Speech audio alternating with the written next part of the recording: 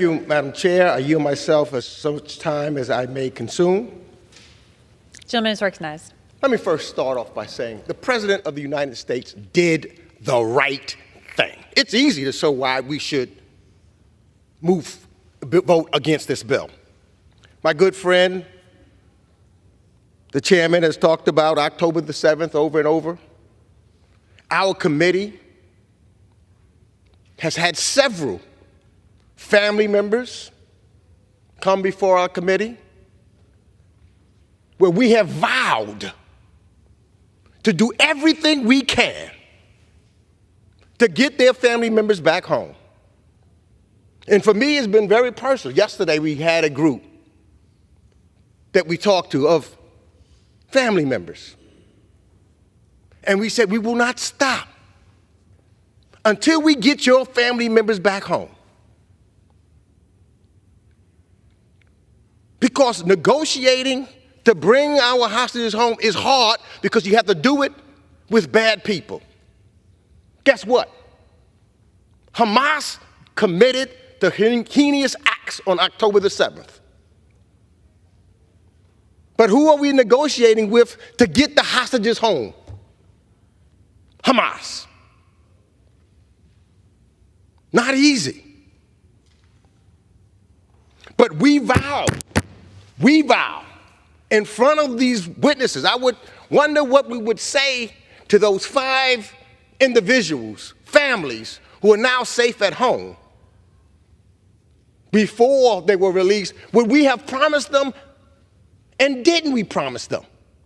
We would do everything we could to get them back home. Yes, President Biden did the right thing. He brought 5 Americans home who were rotting in Iran's notorious Evin prison, and every member of Congress, I repeat, every member of Congress who was aware of these cases wanted our fellow citizens to come home.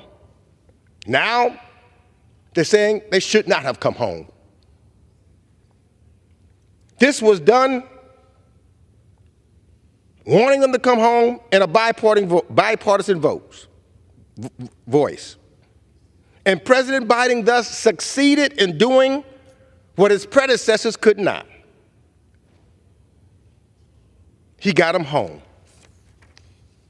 Iran, of course, as is Hamas, is a murderous and corrupt regime.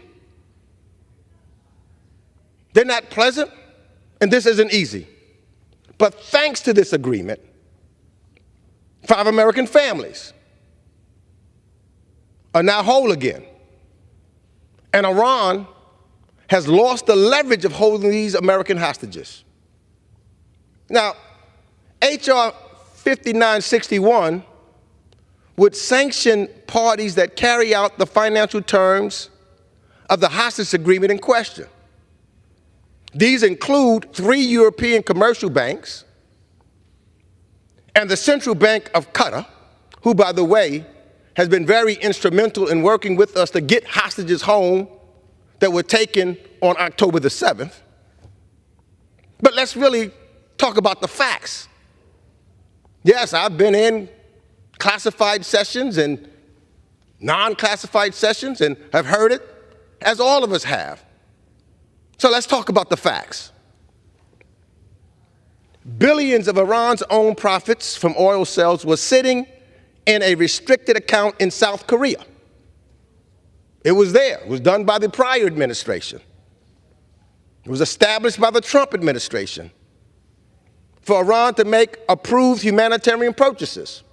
So this wasn't done by the Biden administration. It was sitting in South Korea by the Trump administration for humanitarian purchases. The United States had no control over that dollars while it was sitting there. The agreement moved that $6 billion from the restricted account in South Korea, converted it to euros, and relocated it into the restricted account in Qatar, which now the United States has visibility over. Not a single penny. Facts. Not conjecture, And I don't think anyone can refute the fact that not a single penny has moved into Iran. Not one. Not a penny, less known a dime. Not a penny has moved into Iran. Under the terms of the agreement, Iran can use the money in Qatar to make approved humanitarian purchases to acquire medicine, medical equipment, agricultural goods, and food. Iran's government physically will never touch this money. The entirety of the transaction occurs outside of Iran, and Iran only receives the vetted humanitarian goods. By the way, that's some of our values. And that's why we, in all of this, are talking about humanitarian concerns for people who are just victimized by bad people. And thus far, Iran has not made any requests of the humanitarian fund, and nothing has been gained by Iran. All of the money remains in the account, an account that the United States can watch. We have leverage over that account due to our relationship with the correspondent banks in Europe that would help process any transactions. In other words, we know we now have more control over this money than we did when it was sitting in South Korea. In fact, this account provides us with leverage, not the other way around. Furthermore, following the horrific attacks in Israel on October the 7th, the United States and Qatar froze the humanitarian fund. So it's frozen now in Qatar. No humanitarian purchases will be approved anytime soon. Again, nothing has changed. The money remains in the account, and we continue to have leverage. Nothing has changed from the money when it was sitting in South Korea. The only thing that has changed is 5 American citizens are no longer sitting in an Iranian prison. They are back home with their families. Madam Speaker, if H.R. 5961 is passed into law, that leverage will be gone. It will disappear. We'll also lose our ability to conduct diplomacy with Iran and others in the future. If we blow up this agreement by passing this bill, we, the United States, will be the ones breaking yet another sensitive negotiated agreement. Our word and integrity will no longer be good in negotiations, whether it's with Iran or any other parties. The United States must continue to address, and here's where I think we agree. No one is saying that the United States needs to continue to address Iran's backing of groups like Hezbollah and Hamas. The Iranian-supported Hamas terrorists unleashed pure evil when they broke a ceasefire in the attacks on October the 7th. The population of Gaza would not be engulfed in war right now if it was not for Hamas.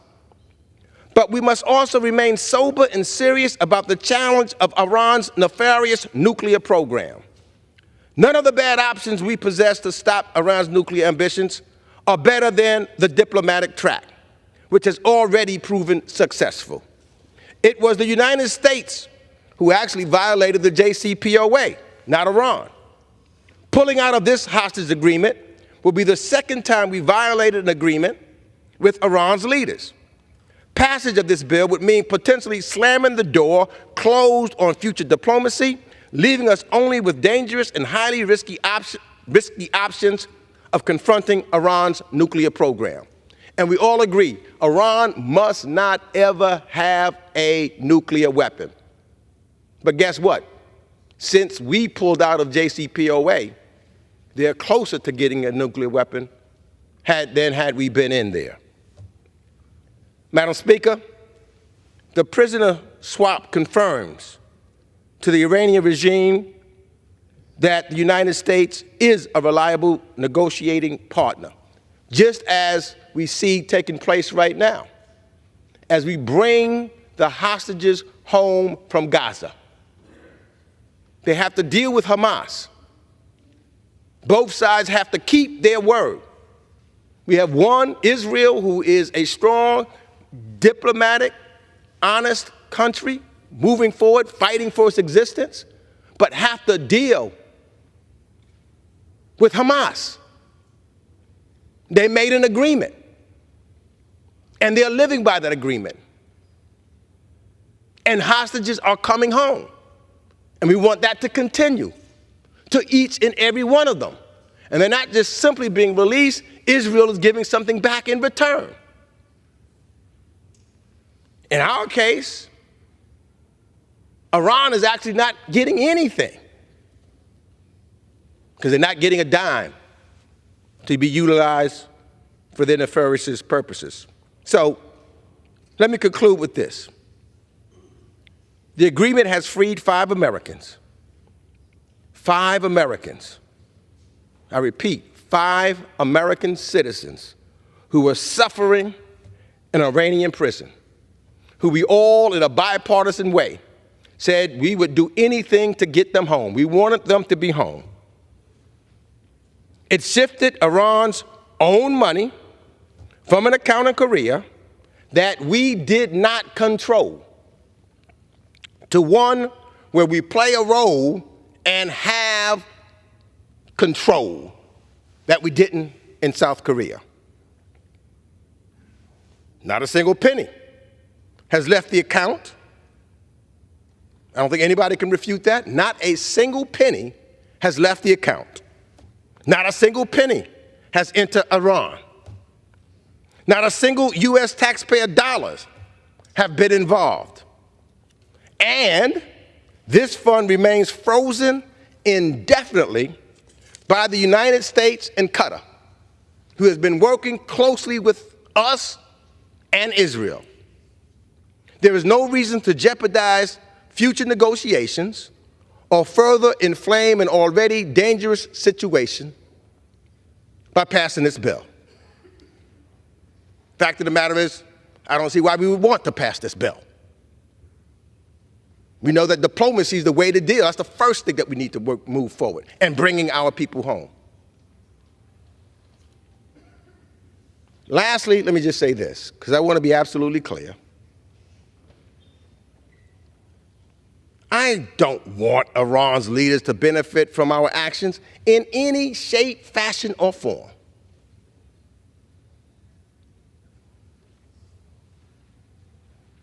This hostage agreement that stands today, they have not benefited from it, and they will not benefit from it. But unfortunately, this legislation will shoot American global credibility in the foot without even touching Iranian regime leaders. We encourage this House not to rush into passing this bill. Let's keep the door open for diplomacy.